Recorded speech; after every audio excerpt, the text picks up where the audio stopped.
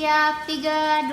2, 1. Gimana semangat hari ini?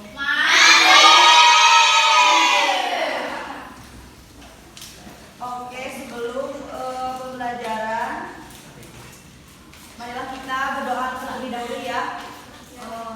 Berdoa akan Ibu pimpin ya. Berdoa dimulai. Berdoa dicukupkan. Hari ini siapa yang nggak masuk sekolah?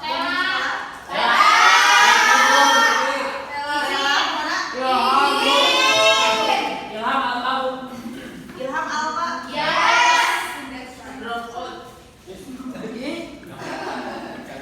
Oke. Berarti segitu aja ya yang nggak masuk sekolah.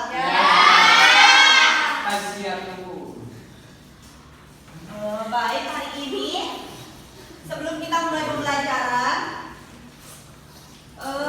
Ibu mau nanya dulu ya.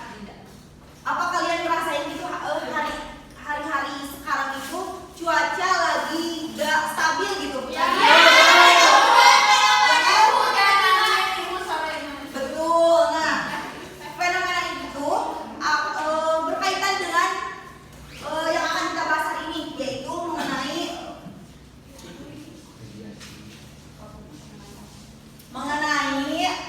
perubahan iklim.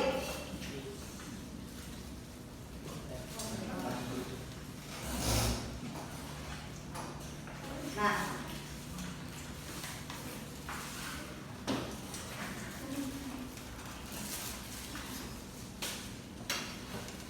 sebentar ya. Baik, Ibu.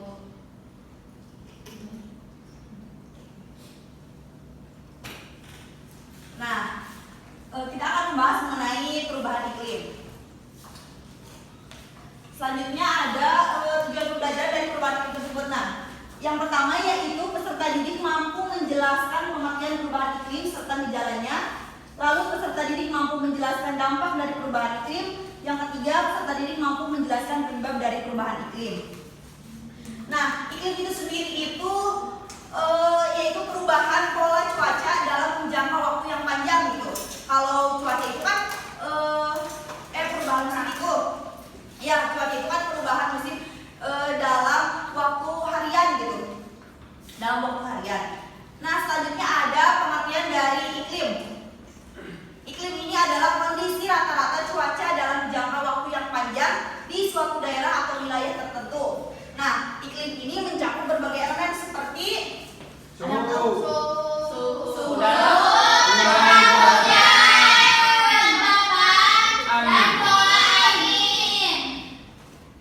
kelembaban dan pola angin.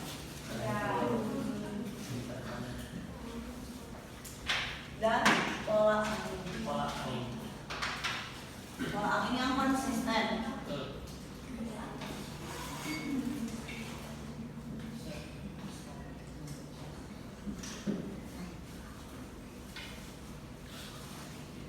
Nah, selanjutnya ada pengertian dari perubahan iklim. Perubahan iklim ini mengacu pada perubahan jangka panjang dalam suhu dan cuaca. Pergeseran ini terjadi secara alami seperti dari variasi siklus matahari. Namun saat ini aktivitas manusia jadi penyebab utama percepatan perubahan iklim, terutama sejak revolusi industri. Jadi perubahan iklim ini dapat diartikan sebagai perubahan pola dan intensitas unsur iklim dalam periode waktu yang sangat lama. Nah, perubahan iklim ini tuh kan mempunyai siklus iklimnya itu sendiri gitu. Seperti dari tadi variasi siklus matahari. Nah, tetapi kan seiring berjalannya waktu gitu, adanya perubahan dari revolusi industri gitu, di mana revolusi industri ini tuh jadi perubahan itu semakin dipercepat gitu, kayak dari pembakaran bahan bakar fosil, lalu menebang hutan, dan itu tuh bisa menyebabkan terjadinya perubahan iklim secara cepat gitu, tidak sesuai dengan seharusnya gitu. Nah, lalu ada yang mau membacakan? Ya, boleh.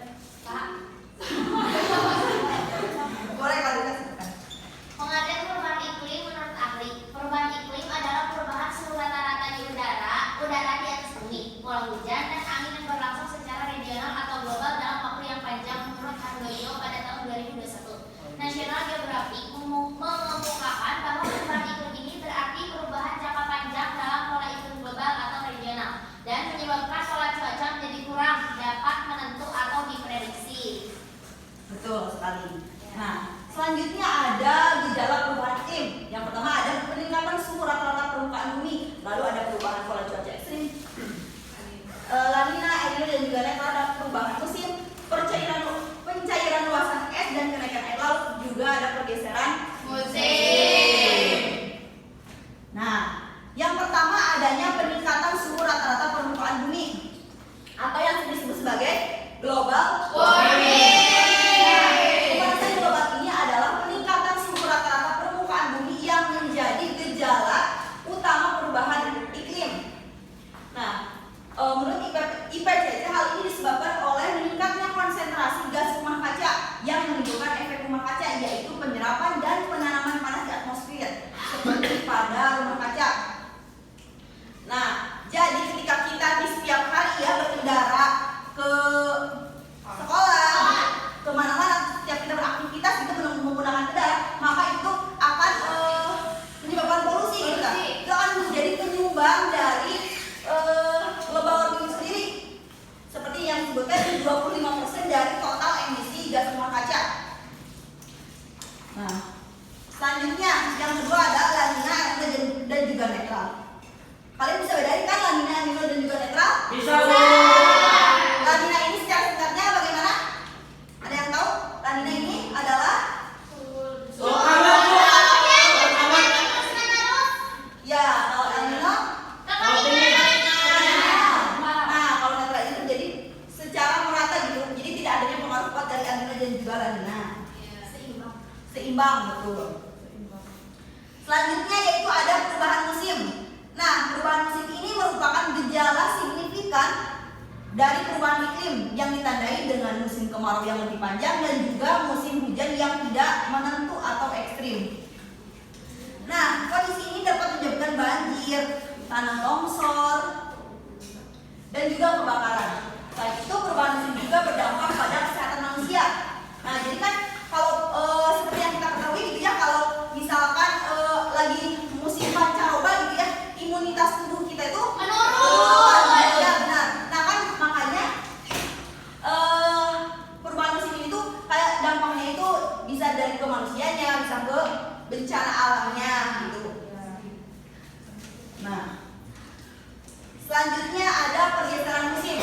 Pergeseran musim ini adalah kondisi ketika waktu terjadinya musim di suatu wilayah tidak lagi sesuai dengan pola biasanya.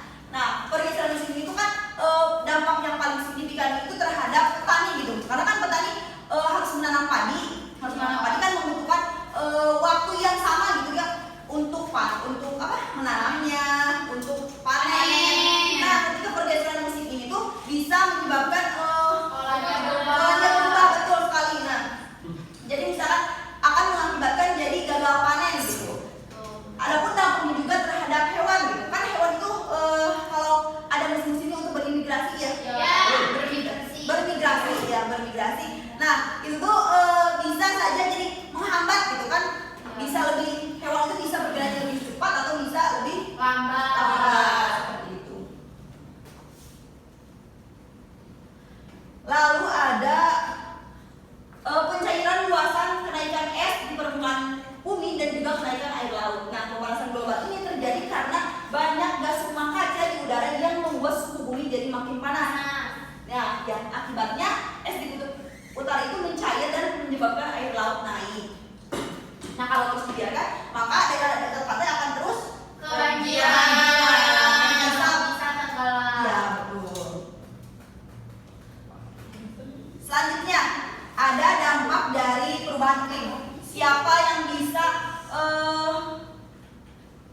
menjelaskan gitu mengenai bisa kesehatan, kualitas air dan juga kelestarian ekosistem?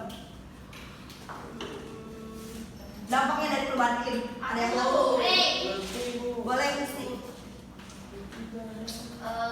Yang pertama dari segi kesehatan tadi sudah dijelaskan kalau misalnya dari musim pancaroba itu biasanya suka mengganggu imunitas gitu. Terus kalau misalnya musimnya tidak menentu, misalnya terus-terusan musim hujan itu kan meningkatkan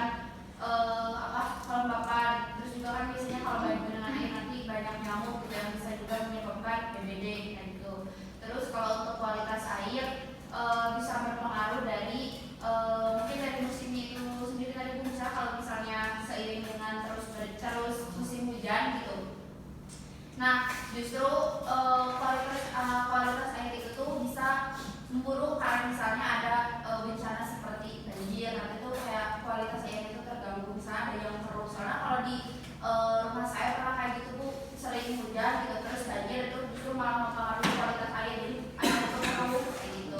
Selanjutnya ada kerusakan ekosistem tadi karena mungkin ekosistemnya sudah tidak seimbang, yang harusnya misalnya burung-burung bermigrasinya kapan, selain itu juga panen-panen tadi harusnya kapan, polanya itu malah berubah gitu, jadi menyebabkan kerusakan ekosistem dan ekosistem menjadi tidak seimbang. Betul. Terima kasih kepada Isti.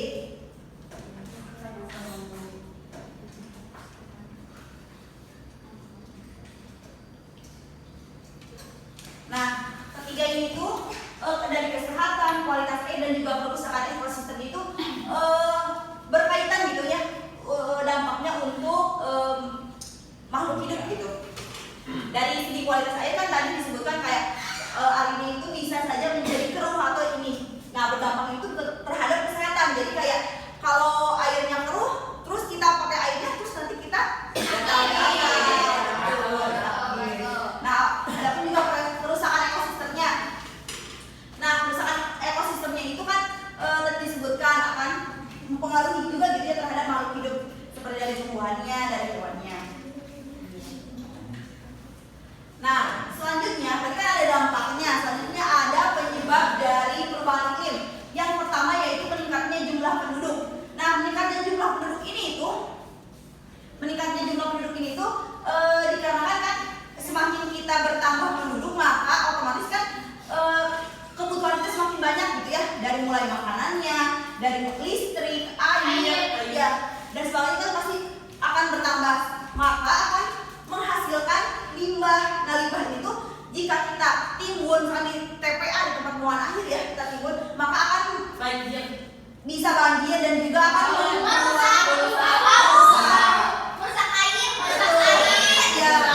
akan menghasilkan juga gas metana gitu ya, yang akan mempengaruhi dari pemanasan global itu sendiri. Nah, yang kedua ada eksploitasi alam. Eksploitasi alam ini tuh kan manusia ini seringkali apa ya disebutnya, serakah atau jadi eksploitasi alam ini kayak manusia ini tuh hanya mementingkan kebutuhan sendiri gitu. Maka terjadinya penebangan hutan, pertama dengan berlebih. Ketika terjadinya penebangan hutan, maka kan habis gitu ya. Maka kan akan terjadi pemanasan global karena tidak adanya serapan itu vegetasi. Nah, lanjut ada industrialisasi yang tidak terkontrol. Ini tuh kayak mempunyai dampak positif dan negatif gitu ya, karena kan industrialisasi ini tuh dampak positifnya itu menambah ekonomi, lapangan pekerjaan bertambah. Nah, tapi kan bisa saja negatif itu dari lingkungannya itu adanya pencemaran air, pencemaran tanah, pencemaran udara dari hasil yang itu dia. Lalu ada peningkatan kadar CO2. Nah, peningkatan CO2 ini tuh siapa yang bisa menjelaskan? Boleh. Ya, speak. Jadi CO2 ini bahasa dari karbon dioksida Bu. Jadi karbon monoksida. Nah, karbon monoksida ini berasal dari polusi-polusi yang dihasilkan dari pabrik, kemudian kendaraan bermotor, kemudian kebakaran hutan, dan lain sebagainya. CO2 ini sangat berbahaya khususnya bagi pernapasan makhluk hidup itu, khususnya manusia. Ya, betul sekali. Ya, terima kasih kepada Yaspi. Selanjutnya ada penyebabnya itu adalah efek rumah kaca. Di mana efek rumah kaca itu kan pemanasan gitu ya, terjadinya pemanasan di atmosfer gitu. Lalu ada penggunaan plastik. Nah, penggunaan plastik itu seperti yang kita banyak pakai ya setiap harinya gitu. Penggunaan plastik itu kan tidak mudah terurai. Terurai itu kayak bertahun-tahun lalu. Nah, maka ini akan mengakibatkan pemanasan global ketika dibakar. Makanya kan harus bisa memilah gitu untuk tidak menggunakan plastik yang secara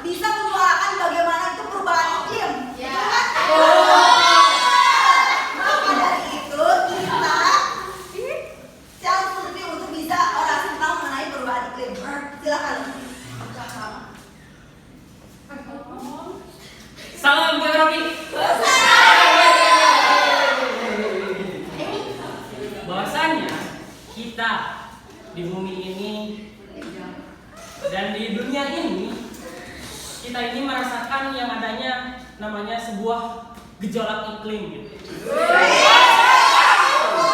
Akan tetapi ada sisi jahat dari seorang manusia yang sehingga manusia ini merusak terkait dengan tatanan bumi ini. Dan dampaknya seperti yang kita rasakan, perubahan iklim yang sangat signifikan. Tidak hanya oleh alam, tapi dalam diri kita sendiri. Salam geografi.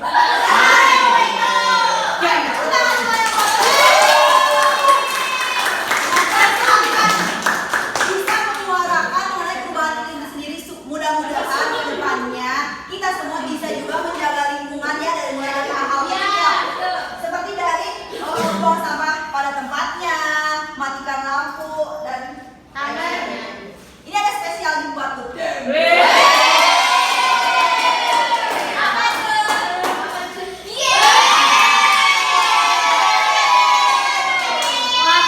Thank you, Bu.